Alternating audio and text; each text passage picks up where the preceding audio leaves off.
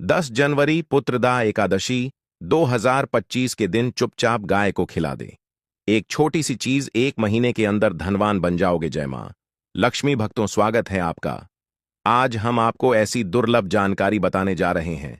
साल 2025 में पढ़ने वाली प्रथम एकादशी पुत्रदा एकादशी बहुत ही महत्वपूर्ण और शक्तिशाली एकादशी है। पुत्रदा एकादशी का व्रत महिलाएं अपनी पुत्र की लंबी आयु के लिए रखती हैं। अगर आप वास्तव में पुत्रदा एकादशी के दिन आप पूजा पाठ करने के साथ साथ अगर आप गौ माता से जुड़ा यह उपाय कर लेते हो तो यकीन करना आप पर भगवान श्री हरि विष्णु और धन की देवी मां लक्ष्मी की असीम कृपा होगी और आप धनवान बन जाओगे। भक्तों, जो उपाय आपको बताया जाए वह उपाय कर लेना। चलिए जानते हैं। पुत्रदा एकादशी के दिन चुपचाप गाय को खिला दे। यह एक छोटी सी चीज धनवान भी अरबपति होंगे। सभी संकट और दुखों से मुक्ति, मृत्युदंड, पितृदोष तुरंत होगा समाप्त। पूरे साल आपके भरे रहेंगे अन्न धन के भंडार। यूं कहे कि आपकी पीढ़ी दर पीढ़ी करेंगी। रुपयों पैसों पर राज, बैंक बैलेंस बढ़ता चला जाएगा। आपके घर में वेतन है, आपके घर की जो भी सेविंग है, आपकी तिजोरी में जो भी धन रखा हुआ है वह कभी खर्च नहीं होगा और बढ़ता ही जाएगा। सभी दुख दर्द संकट कष्ट दूर हो जाएंगे और सभी सुख आपके कदमों में आ जाएंगे। सभी सुख आपके कदम चूमेंगे। यदि आप यह एक छोटी और खास चीज चुपचाप गाय को खिला देते हैं तो तत्काल गरीबी आपके जीवन से खत्म हो जाएगी। रंक से राजा बन जाओगे और 33 कोटि देवी देवताओं को धारण करने वाली गौ माता की असीम कृपा व्यक्ति पर आजीवन बसती है। व्यक्ति के ऊपर 33 कोटि देवी देवताओं का आशीर्वाद प्राप्त हो जाता है। आपके घर में भी अन्न धन वस्त्र की कमी नहीं होती। अन्न धन के भंडार आपके घर में भरे रहते हैं। पुत्रदा एकादशी के दिन गाय का यह उपाय करने से व्यक्ति के जीवन से तत्काल गरीबी खत्म हो जाती है। तो भक्तों, कौन कौन से गौ माता से जुड़े खास और महत्वपूर्ण उपाय हैं जिन्हें यदि पुत्रदा एकादशी के दिन कर लेते हैं? तो भक्तों, गाय का उपाय बताने से पहले मैं आपको पुत्रदा एकादशी पूजा के बारे में थोड़ा सा जानकारी दे देता हूं कि पुत्रदा एकादशी किस दिन है और इस महीने में किस तारीख को पड़ रही है। 9 या 10 को है। किस दिन का पुत्रदा एकादशी के दिन आपको पवित्र नदी में स्नान करना है। भक्तों, जिस दिन का इंतजार दुनिया भर के हर हिंदू भाई हैं को रहता है वह दिन अब आ गया है। भक्तों, आपकी जानकारी के लिए बता दें, हिंदू धर्म में बहुत सी एकादशी आती है, पर इस नव वर्ष 2025 में पढ़ने वाली प्रथम एकादशी में सर्वश्रेष्ठ एकादशी पुत्रदा एकादशी बहुत ही धूमधाम से मनाई जाती है। इसमें सबसे पहले श्री हरि विष्णु तथा धन की देवी मां लक्ष्मी और उसी के साथ साथ पीपल का वृक्ष। अगर पीपल का वृक्ष उपस्थित ना हो तो तुलसी के पौधे की ओर उनकी विधि विधान से पूजा की जाती है। गौ माता की पूजा की जाती है। लेकिन इनमें सबसे ज्यादा महत्व पुत्रदा एकादशी का माना जाता है। शास्त्रों में, वेद पुराणों में साफ साफ लिखा हुआ है, पौष महीने की एकादशी में से सोमवंशी श्री हरि विष्णु धन की देवी माता लक्ष्मी उनके साथ साथ कुबेर देवता जी का आशीर्वाद प्राप्त करने का सबसे सुनहरा दिन होता है। इस दिन भगवान श्री हरि विष्णु तथा धन की देवी मां लक्ष्मी बहुत ही ज्यादा प्रसन्न मुद्रा में होते हैं और अपने दोनों हाथों से अपने भक्तों पर कृपा बरसाते हैं। एक तरफ भक्तों मान्यता है पुत्रदा एकादशी के दिन जो चंद्रमा होता है वह अन्य दिनों के मुकाबले सबसे ज्यादा प्रकाशमान होता है। पुत्रदा एकादशी के दिन श्री हरि विष्णु उनके साथ साथ धन की देवी मां लक्ष्मी जी की पूजा की जाती है और सूर्य देवता को अर्घ्य दिया जाता है। महिलाएं पुत्रदा एकादशी का व्रत रखती हैं और पीपल वृक्ष की परिक्रमा करते हुए पूजा को सफल करती है। भगवान विष्णु मां लक्ष्मी जी को भोग लगाती हैं और अपना व्रत संपूर्ण कर लेती हैं। इससे भगवान विष्णु तथा मां लक्ष्मी प्रसन्न हो जाती हैं और महिलाओं को पुत्र रत्न की लंबी आयु के लिए आशीर्वाद देते हैं। भक्तों, अगर आप नहीं जानते तो आपकी जानकारी के लिए बता दें, एक व्यक्ति की कुंडली में अगर चंद्र ग्रह की स्थिति अच्छी है तो उस व्यक्ति का भाग्य हमेशा उसका साथ देता है। वह व्यक्ति जिस कार्य को भी शुरू करता है उस कार्य में उसको सफलता प्राप्त होती है। इसीलिए पुत्रदा एकादशी को हमारे हिंदू धर्म में बहुत ही ज्यादा विशेष और खास महत्व दिया गया है। आप लोगों की जानकारी के लिए बता दें, 10 जनवरी पुत्रदा एकादशी के दिन 52 तरीके के शुभ योग बन रहे हैं। कई सालों के बाद चंद्रमा का प्रकाश इतना प्रकाशमान होगा जितना कभी नहीं हुआ। 100 साल में ऐसा दुर्लभ संयोग बनने जा रहा है। लक्ष्मी योग, ग्रह योग, नक्षत्र योग, अमृत सिद्धि योग जैसे शुभ योग का निर्माण हो रहा है। पुत्रदा एकादशी के समय में पूरे दिन का व्रत करना चाहिए। पुत्रदा एकादशी के दिन भगवान हरि विष्णु मां लक्ष्मी जी का आशीर्वाद प्राप्त होता है। पुत्रदा एकादशी तिथि के दिन ब्रह्म मुहूर्त में सोकर नहीं उठ सकते हैं। किसी पवित्र नदी में जाकर स्नान नहीं कर सकते हैं। पूरे दिन का व्रत नहीं रख सकते हैं। वैसे तो भक्तों, पुत्रदा एकादशी के दिन स्नान और प्रार्थना का विशेष ही महत्व होता है। लेकिन इस दिन अगर आप ज्योतिष शास्त्र, तंत्र शास्त्र के अनुसार एक गाय वाला उपाय विधि विधान से कर लेते हैं तो इस उपाय को करने के बाद साक्षात आपको श्री हरि विष्णु तथा धन की देवी मां लक्ष्मी जी का असीम आशीर्वाद मिलेगा। मां लक्ष्मी जी की कृपा से आपके नवग्रह आपका साथ देना शुरू कर देंगे। आपके राहु केतु की दशा अच्छी हो जाएगी, क्योंकि एक व्यक्ति के जीवन के भाग्य का राहु केतु का नियंत्रण श्री हरि विष्णु जी के हाथों में होता है। दूसरी तरफ इस उपाय को करने के बाद आपके जीवन में धन आना शुरू हो जाएगा। आपके जीवन में जो धन आएगा उसमें वृद्धि होगी, वर्षा होगी। आपको अपने जीवन के समस्त प्रकार की आर्थिक कष्टों से मुक्ति मिल जाएगी। क्योंकि भक्तों, अगर मां लक्ष्मी जी एक व्यक्ति को आशीर्वाद देती है, उस व्यक्ति को धनवान बनने से दुनिया की कोई भी ताकत नहीं रोक सकती है। अब आप सोच रहे होंगे कि गाय को ऐसा क्या खिलाने से और ऐसा क्या उपाय करने से आपको श्री हरि विष्णु और मां लक्ष्मी जी का आशीर्वाद मिल सकता है। तो भक्तों, आपने देखा होगा जब भी आपके घर पर दिवाली की पूजा होती है या धनतेरस की पूजा होती है या फिर किसी भी एकादशी की पूजा होती है तो आपके घर वाले गौ माता की पूजा जरूर करते हैं और गौ माता को जो भोग होता है उसमें से कुछ ना कुछ खिलाते हैं। ज्यादा नहीं तो 2 पूरी अवश्य ही खिलाते हैं। तो भक्तों, आपको इस उपाय को 10 जनवरी 2025 पुत्रदा एकादशी वाले दिन ही करना है और सूर्यदेव को आर्घ्य देना है और उनकी विधि विधान से पूजा करना है और उसकी 7 परिक्रमा जरूर देना है। और जो भी भोजन आपने भोग बनाया है वह कैसी पवित्र नदी के पास घाट पर चढ़ा देना है और एक घी का दीपक पीपल पेड़ के नीचे जरूर ही जला देना है और पीपल के पेड़ की कच्चे धागे 7 परिक्रमा जरूर करना। आप 7 की जगह 21 परिक्रमा भी सकते हैं, क्योंकि पीपल के पेड़ में साक्षात भगवान विष्णु तथा मां लक्ष्मी जी का वास होता है और यह बहुत ही सरल उपाय है। तो पूरी जानकारी प्राप्त करने के लिए वीडियो के अंत तक बने रहे। तो भक्तों, आपके घर में सदैव भरे रहेंगे अन्न धन के भंडार। जो भी जीवन में दुख, दर्द, संकट, कष्ट है वह सभी दूर हो जाएंगे। इस वीडियो में हम आपको एक खास और महत्वपूर्ण चीज के बारे में बताएंगे, क्योंकि आपको पुत्रदा एकादशी दिन गाय को जरूर खिलानी है। तो भक्तों, अपने फायदे के लिए पूरा वीडियो देखना। यदि आज की इस वीडियो को आपने बीच बीच में से देखा, काट काट के देखा, तो यकीन मानिए जीवन में आपको कभी सफलता हासिल भी नहीं होगी, ना ही आपको पूजा का कोई फल प्राप्त होगा और ना ही भगवान शिव जी और माता पार्वती जी का आशीर्वाद आपको प्राप्त होगा। तो वीडियो को पूरा जरूर देखें, क्योंकि इस वीडियो में आपको गौ माता से जुड़े उपाय के बारे में बताने वाले हैं, जिन्हें करने से आपके जीवन के जो भी दुख, दर्द, संकट है या कामयाबी होने में कोई बधाई आ रही है, सभी से छुटकारा मिलने वाला है। यूं कहे कि आपके जीवन में अपार धन सुख आएगा, कभी भी धन से संबंधित परेशानी नहीं रहेगी। आपकी जिंदगी प्रबल हो जाएगी, धन प्राप्ति के योग्य बन जाएंगे और जीवन में सदैव अन्न धन के भंडार आपके घर में भरे रहेंगे। अन्न धन वस्त्र कभी कमी नहीं होगी आपके घर में। तो भक्तों, अभी तक आपने कमेंट में जय गौ माता, जय श्री हरि विष्णु, जय मां लक्ष्मी ना लिखा हो तो जरूर लिख दें। भक्तों, आज की वीडियो को पूरा देख कर जाना।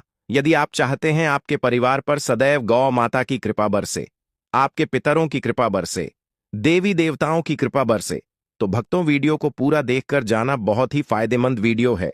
पूरे 500 सालों के बाद ऐसे दुर्लभ संयोग में यदि आप लाभ हासिल करना चाहते हैं और 7 पीढ़ियां तक कभी कोई किसी तरह की कमी ना हो, यह फल चाहते हैं, वीडियो को पूरा देखकर जाना। बहुत ही लाभप्रद वीडियो है आपके लिए।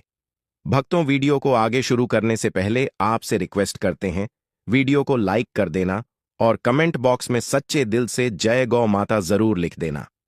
गौ माता की कृपा आपके और आपके परिवार के ऊपर सदैव बरसती रहे और ज्यादा से ज्यादा वीडियो को शेयर जरूर करना, ज्यादा से ज्यादा अपने दोस्तों में, ताकि और लोग भी इस वीडियो के माध्यम से लाभ हासिल कर सके। इन उपाय को करने से आपके जीवन में सदैव धन सुख संपत्ति की प्राप्ति कर सके। तो शेयर करना ना भूलें इस वीडियो को, जिससे और लोगों का भी भला हो सके। आपको बता दें, इस दिन तीर्थ बहुत ही फलदायी समझा गया है। पुत्रदा एकादशी के दिन यदि कहीं तीर्थ स्थान पर पवित्र नदी में स्नान करना संभव ना हो, तो आप क्या करें, घर पर ही नहाने वाले पानी में गंगा जल की कुछ बूंदें डालकर स्नान कर लें। और साथ ही साथ यदि आप स्नान आदि से निवृत्त हो जाएं, तो सर्वप्रथम अपने घर के पूजा स्थान को साफ करें और उस स्थान को साफ करें और पूजा पाठ करें। इसके बाद आप किसी पवित्र नदी के घाट पर जाएं और सूर्य को अर्घ दें और एक घी का दीपक जरूर ही जलाएं। वहां आपने जो दीप जलाया हुआ है, उस दीपक के पास श्री हरि विष्णु मां लक्ष्मी जी की मूर्ति रखकर या चित्र रखकर पूजा पाठ करें और पीपल के वृक्ष की 107 बार परिक्रमा करना है। अगर पीपल का वृक्ष आपको ना मिले, तो आप घर पर ही तुलसी के पौधे की परिक्रमा कर सकते हैं। परिक्रमा करने के साथ साथ आपको कुछ ना कुछ भोग के लिए जरूर ही लेना है, जैसे कि आप काजू बादाम या फिर बिस्कुट आदि किसी भी सामग्री को ले सकते हैं। इसके बाद आपने जो भी भोग पूजा के लिए बनाया है, उसको भगवान को समर्पित करें। वैसे तो हिंदू धर्म में पुत्रदा एकादशी की पूजा बहुत ही विधि विधान से की जाती है, लेकिन हमने जो आपको पूजा बताई है, इस प्रकार आपको पूजा करना है और हाथ में कुछ चावल लेकर पीपल पेड़ की परिक्रमा करना है। 7 परिक्रमा करना है भक्तों। सर्वप्रथम परिक्रमा पूर्ण होने के बाद दोनों हाथों से नमन करके उन चावल को पेड़ के पास छोड़ देना है और अपनी इच्छा बोलकर पूजा पाठ करना है। पूजा पाठ पूर्ण होने के बाद दीप दान करने से सभी मनोकामनाएं पूर्ण हो जाती हैं। पुत्रदा एकादशी के दिन समझा जाता है। पिंडदान करने से पूर्वजों की आत्मा को शांति मिलती है और उनको मोक्ष मिलता है। और आपको बता दें, इस वीडियो में आपको गौ माता से जुड़े उपाय के बारे में बताने वाले हैं, जिन्हें करने से आपके जीवन के जो भी दुख दर्द संकट है या कामयाबी होने में कोई बधाई आ रही है, सभी से छुटकारा मिलने वाला है। यूं कहे कि आपके जीवन में अपार धन सुख, कभी भी धन से संबंधित परेशानी नहीं रहेगी और आपकी जिंदगी प्रबल हो जाएगी। धन प्राप्ति के योग्य बन जाएंगे और जीवन में सदैव अन्न धन के भंडार आपके घर में भरे रहेंगे। अन्न धन वस्त्र की कभी कमी नहीं होगी। आपको बता दें, इस पुत्रदा एकादशी श्री हरि विष्णु तथा धन की देवी मां लक्ष्मी जी की पूजा के साथ साथ हनुमान जी मंगल देवता और शनि देव की भी पूजा जरूर करनी चाहिए। आपको बता दें कि इस दिन यदि आप हनुमान जी और मंगल देवता भगवान शनि देव की पूजा करते हैं, तो मंगल का ग्रह जनित दोष भी दूर हो जाता है। व्यक्ति के जीवन में धन सुख संपत्ति की प्राप्ति हो जाती है। समस्त मनोकामना पूर्ण हो है भक्तों। साथ ही जो नए साल का एक उपाय जरूर करना है। गाय का उपाय बताने से पहले एक उपाय आपको बता दें, इस उपाय को जरूर करें। क्या करें कि शाम के समय पीपल के पेड़ के नीचे आपको सरसों का चौमुखी दीपक, आटे का दीपक बनाना है। चौमुखी दीपक में आगे की बाती लगाकर सरसों के तेल का दीपक जला देना है। आटे का दीपक बनाएं, जो मुख्य तेल डालें उसमें बाती ही डालें। लाल वाली कलावे की दीपक जला दें। 4-4 बाती लगाकर चारों दीपक मतलब 4 भाग उसके बन जाएं। हर एक भाग को जलाएं और बीच में 2 सबूत फूल वाले लौंग भी डाल दें। फिर देखिए कैसे चमत्कार आपके जीवन में होता है। शाम के समय जलाकर मनोकामना मांगकर छोड़ दें। भक्तों, अभी तक आपने चैनल को सब्सक्राइब ना किया हो तो जरूर कर लें। इससे आपको और भी ज्ञानवर्धक जानकारी सीधे माध्यम से प्राप्त हो सके। भक्तों, यह गौ माता वाला उपाय बहुत ही प्रभावशाली उपाय बताया। मैंने आपको इस उपाय को जरूर करें। बहुत ही लाभकारी उपाय बताया है, बहुत ही आपको लाभ देगा यह उपाय। और अब बात करें गौ माता से जुड़े कौन कौन से उपाय आपको इस दिन मतलब गाय से जुड़े, जिन्हें करने से व्यक्ति को 7 पीढ़ियों तक बैंक बैलेंस की कमी नहीं होती, दुख दर्द संकट कष्ट दूर हो जाते हैं और सभी सुख व्यक्ति के कदमों में आ जाते हैं। तो भक्तों, पुत्रदा एकादशी के दिन आपको गौ माता की पूजा अवश्य करना है और गौ माता को जो भोग पुत्रदा एकादशी के लिए बनाया गया था उस भोग से 2 पूड़ी जरूर ही खिला देनी है। सूखी पूरी नहीं खिलाना है। पूड़ी के ऊपर आप मिठाई या कोई सब्जियां हलवा जो भी बनाया है वह आपको गौ माता को जरूर ही खिलाना है। भक्तों, हर एक और मांगलिक काम में गौ माता या उनसे जुड़ी चीज जैसे गाय का गोबर गोमूत्र, गाय का दूध अथवा गाय के दूध से बना घी जरूर शामिल करें। इससे आपको पुण्य भाव की प्राप्ति होगी। सनातन परंपरा के अनुसार जिस घर में गाय होती है उस घर से जुड़े सभी वास्तु दोष स्वयं खत्म हो जाते हैं। भक्तों, हो सके तो पोष के महीने में एक बार, हो सके तो परिवार सहित एक बार गौशाला जाने का नियम जरूर बनाएं और गायों को हरा चारा जरूर खिलाएं, जिससे सभी वास्तु दोस्त शांत हो जाते हैं। भक्तों, आपका प्रिय चैनल कभी किसी को भी गलत जानकारी नहीं देगा। हमारे द्वारा बताए गए सभी नियम अगर आप नियमबद्ध तरीके से करते हैं तो यह 101% कारगर सिद्ध होता है और इनसे जुड़े दोषों का निदान हो जाता है। गर्मियों में गौ माता को पानी पिलाएं और सर्दी में गौ माता को गुड़ जरूर खिलाएं। ध्यान रखें कि पुत्रदा एकादशी वाले दिन गौ माता को गुड़ जरूर ही खिलाना है। गर्मियों में गाय को गुड़ ना खिलाए। अनेक देवी देवताओं को अपने शरीर पर धारण करने वाली गौ माता से जुड़े कई शुभ और अशुभ संकेत भी होते हैं। मतलब, गाय का दूध दौते समय यदि गाय ठोकर मार दें और सारा दूध बिखर जाए तो अपशगुन होता है। यदि कोई यात्रा पर निकल रहा हो और गाय अपने बछड़े को दूध पिलाती सामने आ जाए तो निश्चित रूप से कि यात्रा के लिए आप निकले हैं, वह यात्रा आपकी की जरूर ही सफल होगी और वह जिसके लिए आप निकले हैं वह जरूर ही पूर्ण होती है। यात्रा पर जाते समय गाय की आवाज आना और रात्रि में गाय की हुंकार करना भी शुभ होता है। भक्तों, पुत्रदा एकादशी दिन पौष के महीने में आप गाय के साथ भूलकर भी यह काम ना करें। अनाथा लगता है, घोर पाप जी।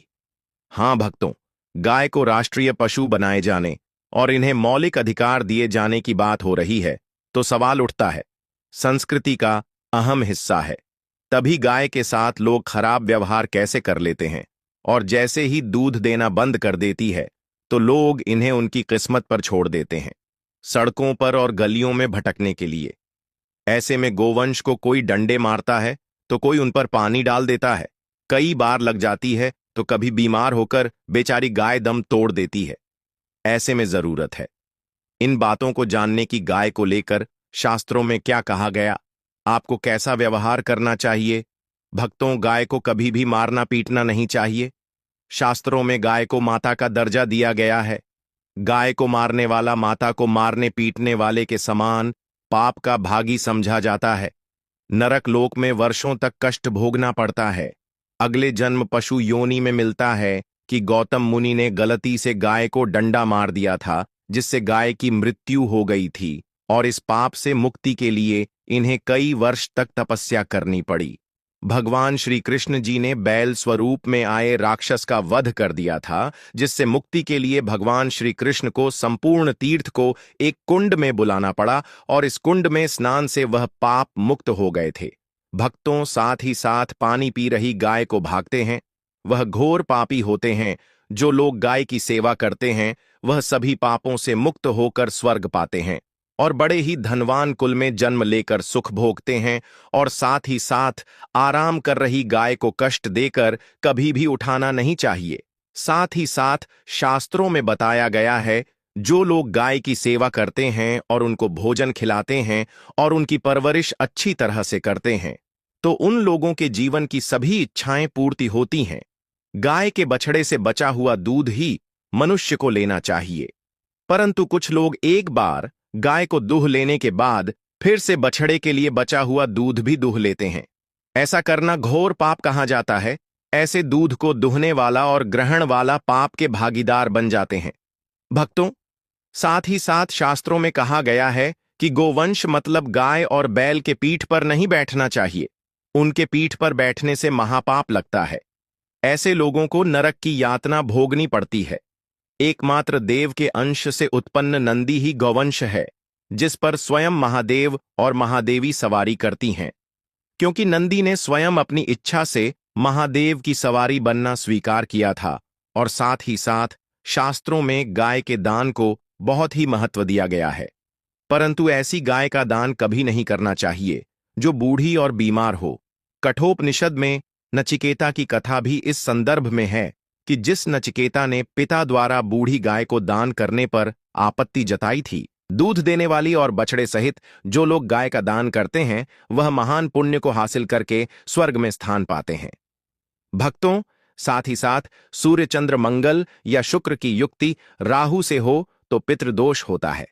यह भी मान्यता है कि सूर्य का संबंध पिता से एवं मंगल का संबंध रक्त से होने के सूर्य, यदि शनि राहु या केतु या दृष्टि हो तथा मंगल की युति राहु या केतु से हो तो पितृदोष होता है।